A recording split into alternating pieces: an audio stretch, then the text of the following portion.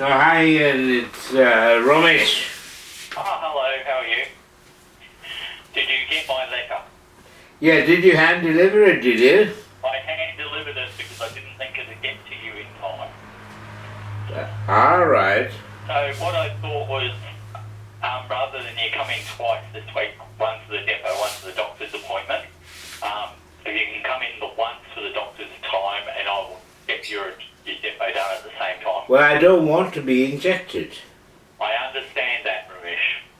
I do understand that. It's an injection for schizophrenia, Ian. Yes, I know what it's for.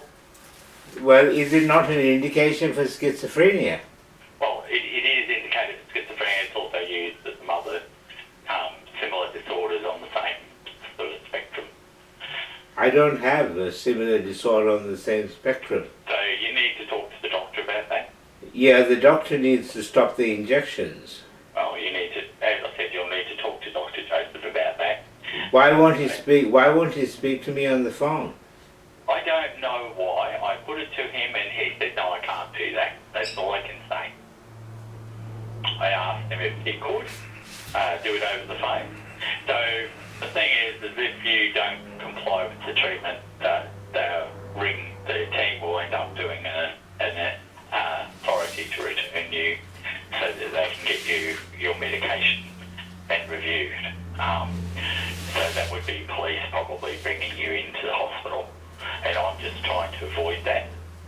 Okay? And happy to work with you around your concerns and the things that you believe are safe, which is fine. But in the end, at the moment, you have a treatment authority that is actually being confirmed by the tribe. So there's not a lot I can do about it. You are correct when you say we assault you, we do. But it's actually what they call an assault that's not legal. It's approved by law, by the law of the Mental Health Act that you're under, for us to force that medication on you. So yes, it is an assault, but it's what they call, I don't think it's called a lawful assault. I can't think of the right term for it, and I'm not going to misquote it, but yeah, it basically means that it's the law says that we can give you treatment. The law says... Against your will. The law Mental Health Act. According to the Mental Health Act, treatment authorities are not legal unless the person is continuing to show evidence of mental illness. Yeah, and that therein comes the debate, okay? It's not a debate. It's not a debate. It's a fact to be faced. Well, yeah, I know what the Act says, okay? But the doctors are saying that you do have continuing symptoms of a mental health disorder, and I know you don't agree with that, okay? And well, what doctors have said that I have continuing all the mental... doctors that have seen you over the time have, okay? And you see Joseph, he may change it, I don't know. But that is also, you've also had opportunities to speak at the Mental Health Tribunal Review Tribunals over the time. Have you not? Have you been to the Review Tribunal? The Mental Health Review Tribunals are biased in favour of the hospitals. Yes. Well, they're still your independent... They're not independent. They're not independent. They're held in the hospital. They're only physically held in the hospital. None of the people on the board of the tribunal are actually connected to the hospital. Yes, they are.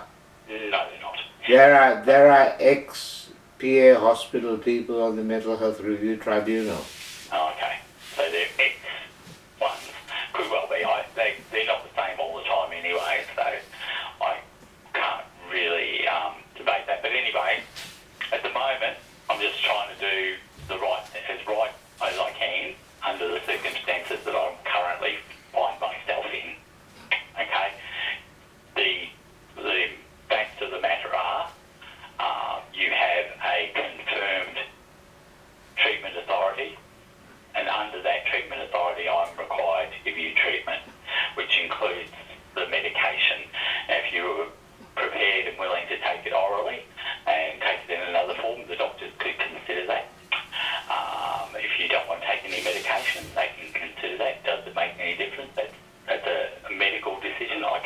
I'm a nurse. So basically, in some ways, my hands are tied. You have, as I told you, a duty of care, don't you? Yes, yes, as does every clinician. And that means that you have a responsibility to make sure that the medical orders are reasonable and clinically justified. Yep. Yes. And I can't reasonably say that they aren't justified at this point in time. You can watch my YouTube videos, you can read my Facebook postings, you can read my LinkedIn postings. I'm not going to go that way, okay? Well, that is how I prove my sanity. Have you ever taken these to the tribunal? Yes, and I have been discharged off the tribunal. Yep. You have been made voluntary in the past. I have been released several times by the tribunal. Yep. Yep. And when I have been released, the people who don't like me have got me put back on one again. Right. Right? And the people who don't like me are members of my family. And my father worked at the PA hospital for more than 20 years and knows the senior psychiatrist at the hospital. Yes. Isn't that a little bit irregular, wouldn't you say? Or would you prefer to have your review away from the hospital, from somewhere else, other than right now? I have... Would you get a fair trial if you were, where there was less influence from the PA? I don't know if it's possible. I'm just out there. I have seen private psychiatrists who have said that there is nothing mentally wrong with Ramesh. Yep. Yep. And the PA hospital disregarded this opinion. Okay. Why? I can't answer things that are in the past. The PA hospital, Tarun Sehgal said that I had personality disorders. How do you think I feel about that?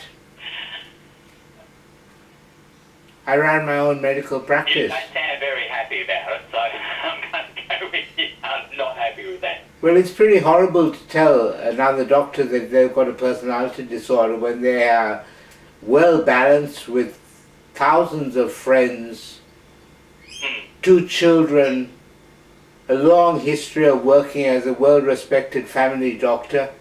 Yep. To say that I had a personality disorder is a little bit negligent, wouldn't you say? Well, I think it's potentially off base, and I don't know that it's a useful thing to say to someone anyway. Well, he didn't just say that I had personality, he said I had personality disorders as well as paranoid schizophrenia. I don't have paranoid schizophrenia. Schizophrenia is a condition where people have hallucinations and delusions. Yep. I don't have hallucinations, and I never have in my life. So I think they're pushing more towards thinking that I'm just putting this forward, not my opinion, okay? I'm just saying that sounds to me, from what I can see from the back, I'm only interim. I'm not your case manager, Nigel is, and I'm not with you for a long period of time, so I'm trying to kind of manage you with a little big changes from me that someone else is going to have to wear. So I would think that they believe that the things that you were saying are delusional would be what I would think is what they're saying. They said, you're quite correct, they said that my belief that my father was a supporter of the Tamil Tigers and terrorism was a delusion. Yep. It wasn't. No. Right? Nigel agrees that my father is a supporter of the Tamil Tigers. But I was locked up several times for saying so. Yep. On the instigation of my father. I don't have delusions. You can read on my Facebook pages, that I have researched biological warfare, disease creation, and medical corruption. And I have written extensively about it over the last 20 years. Yep. This has made me lots of enemies within the public hospital system Makes sense. and within the medical profession. However, it's also made me many admirers. Right? I mean, it's quite obvious that I don't have thought disorder. I don't have disorganized speech. I'm highly organized. I've got 13,000 or more than 13,000 LinkedIn connections. So I think the delusional thing is the thing that's going to end up the debate. Okay, I'm not buying into it because you can be thinking clearly and logically, but still have delusional content. So, and you can still have lots of people supporting you, and lots of friends on Facebook, a lot of friends on LinkedIn, a lot of professionals supporting you. But it doesn't change the argument that the delusion. If I'm not saying now, I've got to be careful what I say here, don't I? Because it can be taken incorrectly. But think about how I say things. So I think what they're arguing is the delusional stuff more than anything. But anyway, and I know you don't agree with it. And but I can prove that they're not delusions. I can prove it. Mm-hmm. I have proved it. But you have to read the evidence. If these people don't look for the evidence of my sanity, how are they going to satisfy themselves that I'm sane? I really don't know. Well, that's an obligation. It's negligent for them not to. Well, It's negligent for them not to look at the evidence of my sanity. Yep. That is their job. Yep. Anup Joseph told me that he had half an hour to spend with me on Wednesday. Who did? Anup Joseph, I spoke to him. Okay. He said he had half an hour to an hour to spend with me on Wednesday. Yeah. I said that's not adequate. He said, well, discuss that with the case manager. Okay. It's not adequate. When Frank New interviewed me for the medical board, he interviewed me for 2.5 hours. Yep. And wrote a 13-page report saying that I was not mentally ill and not likely to become mentally ill either. Yep. And that But you still aren't registered as a medical officer, are you? I am unregistered because I didn't apply for registration. Okay. I work as a doctor and have worked as a doctor for more than 25, 30 years. Yep.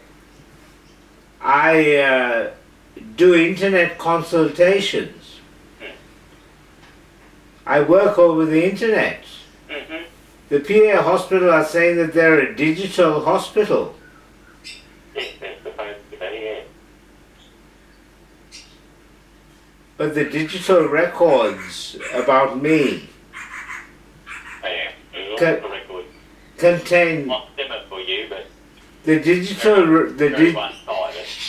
the digital records at the PA hospital contain numerous false and misleading claims about me.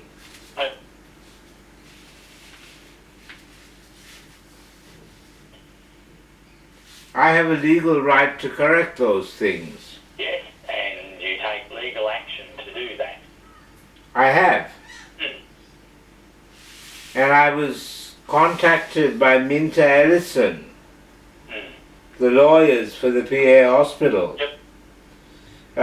And I'm dealing with Minter Ellison. Yep.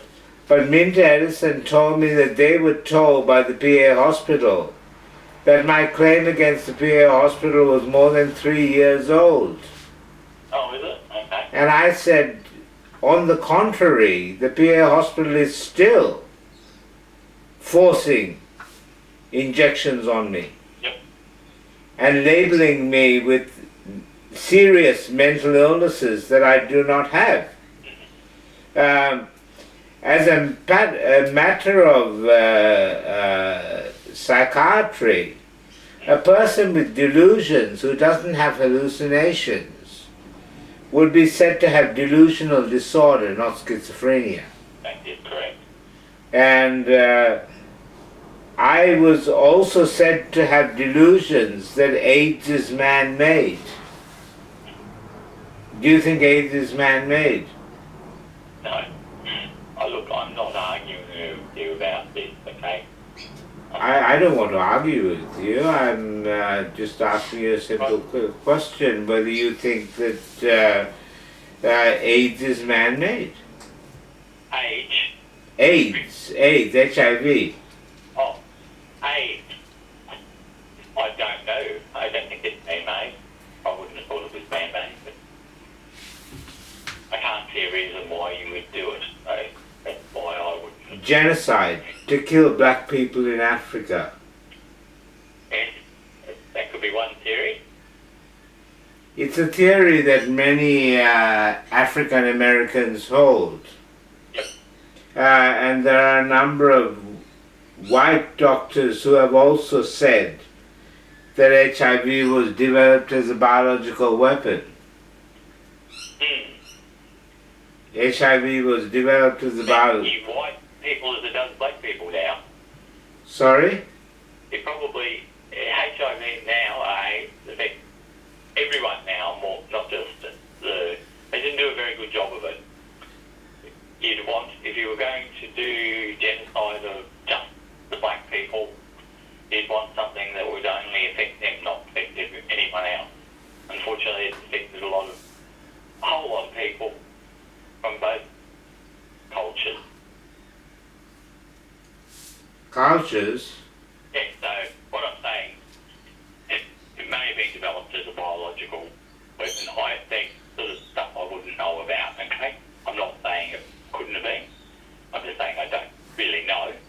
And if it was used, if its purpose was for genocide of African nationals, of people from Africa and African culture, if they'd been smart, the thing would be to have a virus that only affects them, not other cultures, not white people. So many white people have AIDS and HIV as well. So Well, would be a good idea. But that's true of most biological weapons, or biological solutions, let's just say. I think of cane toads. Cane toads were introduced to get rid of an insect that was destroying the sugarcane originally. yes, I know. It proliferated and became a problem in themselves. I know. It was a biological weapon introduced by the CSIRO. Yep. The CSIRO also introduced myxomatosis. Yes, they did. And they've taken it one step further now too. They've got a new one out, because myxomatosis is the rabbits that they are trying to eliminate has become less affected by it. So they've now brought out another one that they're looking at. They're trialling it in a small area to see whether it's more effective.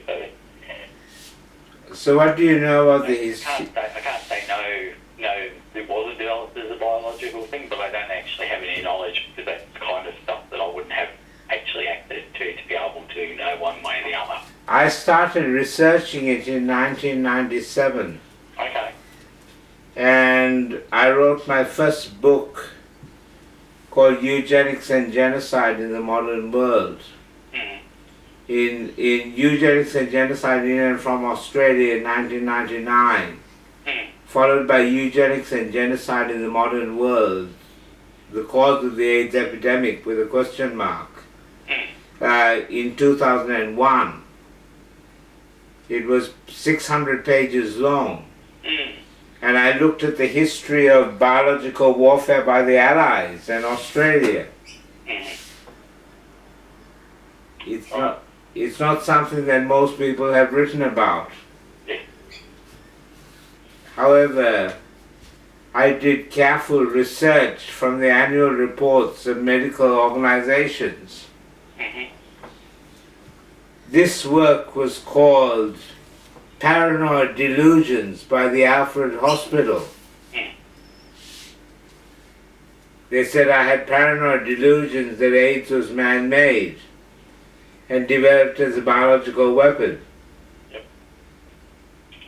But they refused to read my book. And they refused to watch my documentaries on it. Yep. So as I said, Ian, how can they come to conclusions without looking at the evidence? I don't know how you want me to answer that one, because the obvious thing is they can't. That's right. I sent Kieran Kinsella and the new CEO copies of my book Eugenics and Genocide in the Modern World, because Tarun Sehgal, the last psychiatrist who said I had a personality disorder and schizophrenia, said he wouldn't answer whether he thought AIDS was man-made because he would be naive to answer it. What do you think he meant by that? I don't know what someone else means by something. I don't know either. It was a very surprising answer because he didn't ask for the evidence, he didn't want to read the book, but he said he'd be naive to answer, which implies that he thought that AIDS was man-made. Lots of people think that AIDS is man-made. I spoke to Professor Abney Sali at Swinburne University when I was lecturing there, and I wrote the book and gave him a copy.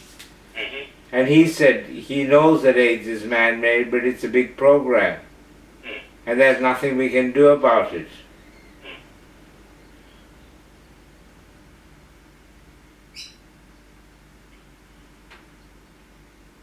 Okay, Ian. Okay, so I've